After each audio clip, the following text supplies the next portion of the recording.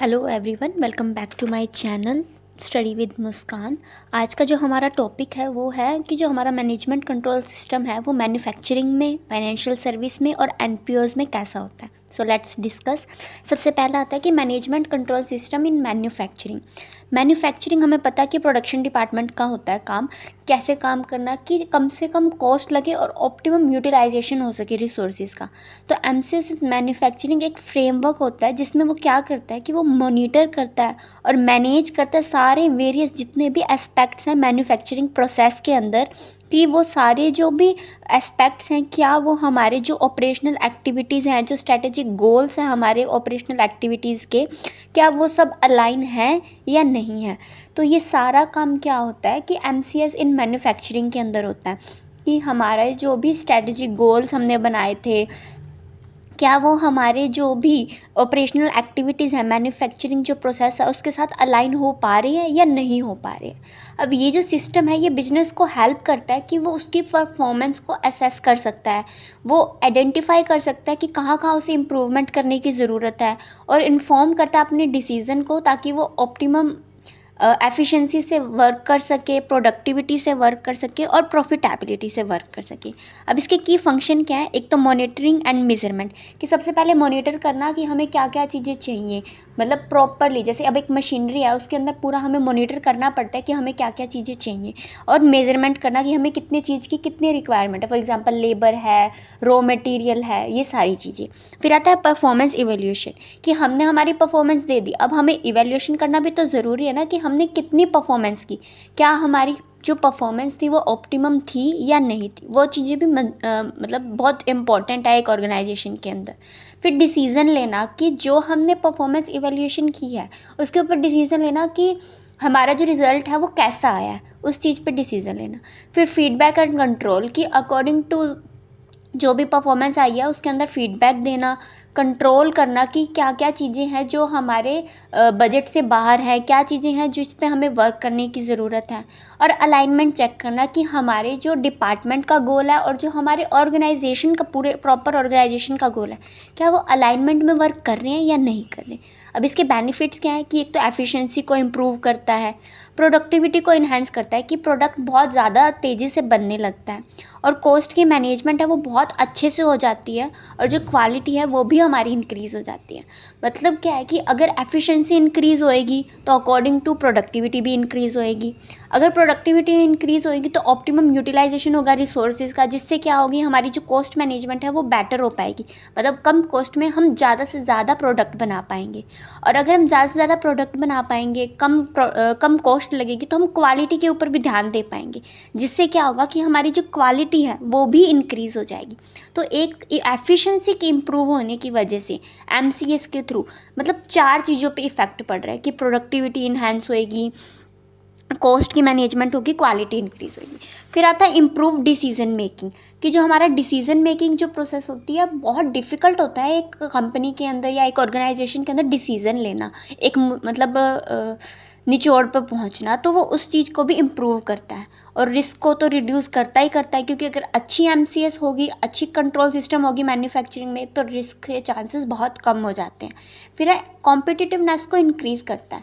कैसे इंक्रीज़ करता है? अब जैसे फॉर एग्जांपल एक कंपनी है, उसने बहुत अच्छे प्रोडक्ट्स बनाए हैं, तो दूसरी कंपनीज उसको देखेंगे, उनको कंपटीशन की भावना महसूस होगी और वो अच्छे प्रोडक्ट्स बनाने पड़ेंगे उनको भी, ताकि वो मार्केट में हेल्दी कॉम्पिटिशन कर सके। फिर आगे इसकी प्रोसेस या इम्प्लीमेंटेशन क्या होगी कि सबसे पहले प्रोडक्शन गोल्स को देखना, डेवलप करना, डिफाइन करना कि हमारे प्रोडक्शन गोल्स क्या है। फिर प्रोडक्शन का प्लान डेवलप करना, बिकॉज विदाउट प्लानिंग हम कुछ भी नहीं कर सकते। फिर इम्प्लीमेंट करना कि हाँ, हमारी जो स्टैंडर्ड ऑफ क्वालिटी का कंट्रोल है वो इतना रहेगा और रहना ही चाहिए, क्योंकि अगर एक बार हमने कस्टमर को क्वालिटी वो दे दी और दोबारा नहीं दी तो वो हमारा प्रोडक्ट कभी भी नहीं खरीदता। फिर आता है कि उस परफॉर्मेंस को मॉनिटर करना कि हमने जो भी गोल्स रखे थे क्या वो हमारे सही से उसी चीज़ को मतलब इम्प्लीमेंट कर पाए या नहीं कर पाए। अगर नहीं कर पाए तो हमें उसके अंदर चेंजेस लाने पड़ेंगे, डायनामिक चेंजेस तो वैसे भी आते रहते हैं, उसके अकॉर्डिंग हमें चेंजेस लाने पड़ेंगे और एडजस्टमेंट्स करने पड़ेंगे कि हमने क्या गलती करी और किस चीज़ में हमें सुधारने की ज़रूरत है। तो हमारा प्रोडक्शन या मैन्युफैक्चरिंग के अंदर यही होता है। फिर आगे आता है MCS इन फाइनेंशियल सर्विसेज, कि अब हमारे जो ऑर्गेनाइजेशन है या हमारा जो कंट्रोल सिस्टम है, पूरा सिस्टम है, उसके अंदर फाइनेंस की तो ज़रूरत होगी। अब एक इंडस्ट्री विदाउट फाइनेंस चल ही नहीं सकती। फाइनेंस के जो रिसोर्सेज होते हैं वो क्या क्या हो सकते हैं? बैंक से लोन लेना हो सकता है, कोई जैसे स्टेक होल्डर है या शेयर होल्डर है उसकी मदद लेना हो सकता है, शेयर इशू करे जा सकते हैं। ये सारी चीज़ें हमारी फाइनेंशियल सर्विसेज में आ जाती हैं। अब क्या बोलता है कि जो MCS है फाइनेंशियल सर्विस का, वो क्या एक फ्रेमवर्क है जो कि ऑर्गेनाइजेशन को हेल्प करता है ट्रैक करने में और मैनेज करने में उसकी परफॉर्मेंस को, जो भी उसके गोल्स हैं, और ट्रैक करता है कि हमने कितने फाइनेंशियल ऑब्जेक्टिव्स को अचीव कर लिया। क्योंकि ये क्रूशियल है, क्योंकि फाइनेंस की स्टेबिलिटी को मेंटेन करना, कॉस्ट को कंट्रोल करना, ये सब कुछ फाइनेंशियल सर्विसेज में आ जाता है और ये बहुत इंपॉर्टेंट टास्क है। अब इसकी इंपॉर्टेंस क्या है? ये एक तो फाइनेंशियल स्टेबिलिटी इंश्योर करना कि हमारे जो ऑर्गेनाइजेशन है उसके अंदर फाइनेंस है या नहीं है, क्योंकि cash flow is very important. Inflow हो या आउटफ्लो हो, दोनों ही इक्वल होनी चाहिए। ऐसी नहीं है कि हम इनफ्लो तो बहुत कर रहे हैं बट आउटफ्लो हो ही नहीं रहा, तो वो चीज़ें भी इम्पॉर्टेंट होती हैं। फिर है कॉस्ट को कंट्रोल करना, कि अगर कॉस्ट कंट्रोल होगी तो फाइनेंस भी कंट्रोल होगा। फिर है प्रॉफिटेबिलिटी मैनेजमेंट, कि प्रॉफिट का कितना हमें मार्जिन मिल रहा है उस चीज़ को मैनेज करना, क्योंकि जितना ज़्यादा प्रॉफिट होगा उतना ज़्यादा फाइनेंस आएगा। फिर आता है रेगुलेटरी कंप्लायंस। रेगुलेटरी कंप्लायंस के अंदर क्या है कि हमारे जो रूल्स एंड रेगुलेशन है, क्या हम उसके अकॉर्डिंग वर्क कर रहे हैं या नहीं कर रहे हैं। फिर आता है रिसोर्स एलोकेशन, कि जितनी हमने रिसोर्स लगाई थी उसका हमें प्रॉपर ऑप्टिमम यूटिलाइजेशन हो रहा है या नहीं हो रहा तो हमें और एलोकेशंस लगाने पड़ेंगे रिसोर्सेज के। फिर है इन्हेंस ट्रांसपेरेंसी, कि हमारे जो फाइनेंशियल सर्विस है उसके अंदर ट्रांसपेरेंसी रहनी बहुत ज़रूरी है, क्योंकि ऑर्गेनाइजेशन के अंदर ट्रांसपेरेंसी नहीं होगी, अगर किसी को कुछ पता ही नहीं होगा तो फिर वो बहुत ज़्यादा डिफ़िकल्ट हो जाएगा। फिर आगे प्रोसेस क्या आती है कि सबसे पहले क्लियर गोल्स को इस्टेब्लिश कर लें, फिर फाइनेंशियल प्लान बनाएं कि हमें क्या क्या चीज़ें चाहिए, हमें कितना पैसा चाहिए, कहाँ कहाँ से ले सकते हैं, लोन लेना है, हमारे पास कितना है, वो सारी चीज़ें। फिर इंटरनल कंट्रोल को इम्प्लीमेंट करें, क्योंकि अगर हमारा इंटरनल कंट्रोल ही मजबूत नहीं होगा तो हमारे जो डिसीज़न है वो भी अच्छे नहीं होंगे। फिर परफॉर्मेंस को मॉनिटर करना और उसके अकॉर्डिंग एडजस्टमेंट्स करते रहना। फिर आगे हमारा आता है MCS is non profit organisation, कि जो NPOs है जिनका मेन मोटिव प्रॉफिट कमाना नहीं है, वेलफेयर है, उनके अंदर MCS की ज़रूरत क्यों होती है? अब नॉन प्रॉफिट ऑर्गेनाइजेशंस जो होती हैं उनके बहुत सारे गोल्स होते हैं, उनका कोई एक गोल नहीं है। अब जैसे जो प्रॉफिट ऑर्गेनाइजेशन है उनका तो एक ही गोल है, प्रॉफिट कमाना, बट NPOs के बहुत सारे मतलब कह सकते हैं गोल्स होते हैं कि उनको वो कंप्लीट करने होते हैं, और ये बहुत ज़्यादा डिफ़िकल्ट हो जाता है उनके लिए। ये भी एक फ्रेमवर्क होता है जो कि गैदर करता है, एनालिसिस करता है, यूटिलाइज़ करता है इन्फॉर्मेशन को, और अपनी परफॉर्मेंस को इवेलुएट करता है कि ऑर्गेनाइजेशन के पास कितने रिसोर्सेज हैं, और जो हमारी होल ऑर्गेनाइजेशन है क्या वो अलाइनमेंट है हमारे स्ट्रेटेजिक गोल्स के साथ या नहीं है। ये सारी चीज़ें किस में आ जाती हैं? NPOs के अंदर आ जाती हैं। अब इसके जो की एस्पेक्ट्स या फिर हम पर्पस कह सकते हैं कि NPOs के मेनली पर्पस क्या होते हैं। अब पर्पस क्या है? क्योंकि only profit is not the motive, कि अकेला प्रॉफिट कभी भी मोटिव होना भी नहीं चाहिए, साथ के साथ वेलफेयर भी होना चाहिए हमारी ऑर्गेनाइजेशन के अंदर। तो जो हमारी NPOs हैं इनका मेन मोटिव ओनली प्रॉफिट तो होता ही नहीं है, इनका जो मेन मोटिव है वो पब्लिक होती है, पब्लिक का वेलफेयर हो, पब्लिक अच्छे से वर्क कर पाए, पब्लिक को एक अच्छा और मतलब ऐसा प्रोडक्ट मिले जिसके अंदर उनको बहुत ज़्यादा इम्प्रूवमेंट दिखे या उनके वेलफेयर के अंदर जो काम है। पर्पस तो यही होता है कि क्या होता है कि जो भी हमारे NPOs हैं, मतलब MCS का क्या पर्पस होता है NPO के अंदर, कि ऑपरेटिंग जो हो रही है वो एफिशिएंटली हो रही है या नहीं हो रही, इफ़ेक्टिवली हो रही है या नहीं हो रही, क्या वो अपने मिशन को अचीव करने में, गोल्स को मीट करने में, और जो भी फाइनेंशियल स्टेबिलिटी है उसके अकॉर्डिंग वर्क कर पा रहे या नहीं कर पा रहे, और जो स्टेक होल्डर है उसका एंगेजमेंट कैसा है, वो सारी चीज़ें इसके अंदर आ जाती है जो MCS कंट्रोल करता है। फिर की एस्पेक्ट्स क्या क्या हैं MCS के NPO के अंदर? एक तो है इन्फॉर्मेशन गैदरिंग करना, कि इन्फॉर्मेशन गैदर करना एक बहुत डिफ़िकल्ट वर्क है NPO के अंदर, क्योंकि इतनी ज़्यादा इन्फॉर्मेशन हो जाती है और इनके पास इतने ज़्यादा एक्सपर्ट्स नहीं होते कि जो मतलब अच्छे से इन्फॉर्मेशन गैदर कर पाएँ। फिर आता है परफॉर्मेंस इवोल्यूशन, और परफॉर्मेंस इवोल्यूशन तो पता ही है कि जब तक हम हमारे प्रोडक्ट की या फिर हमारे जो हमने परफॉर्म किया उसकी परफॉर्मेंस को इवेल्यूएट ही नहीं कर पाएंगे तो हम आगे उसके अंदर क्या सुधार करने हैं वो चीज़ें देख ही नहीं पाएंगे। तो ये चीज़ें बहुत ज़्यादा इम्पॉर्टेंट है एक ऑर्गेनाइजेशन के अंदर, और MCS ये बहुत ज़्यादा अच्छे से वर्क करता है। फिर आगे थर्ड पॉइंट आता है कंट्रोल मैकेनिज़्म।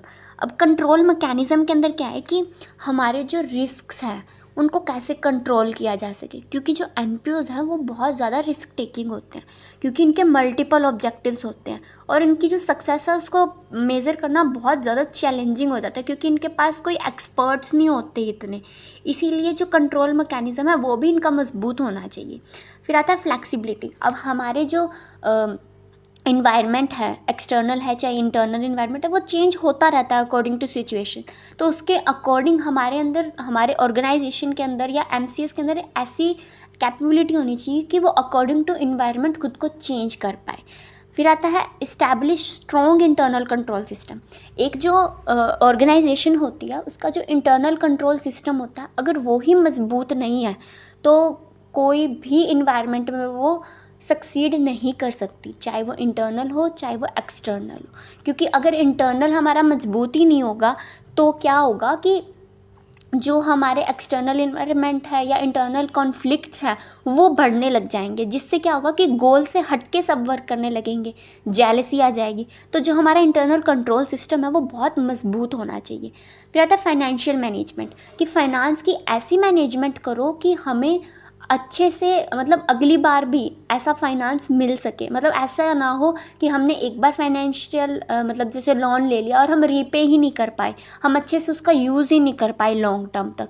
मतलब फाइनेंशियल मैनेजमेंट लॉन्ग टर्म का बहुत अच्छे से सोच समझ के होना चाहिए, और एक क्लियर विज़न होना चाहिए कि हमें क्या चाहिए।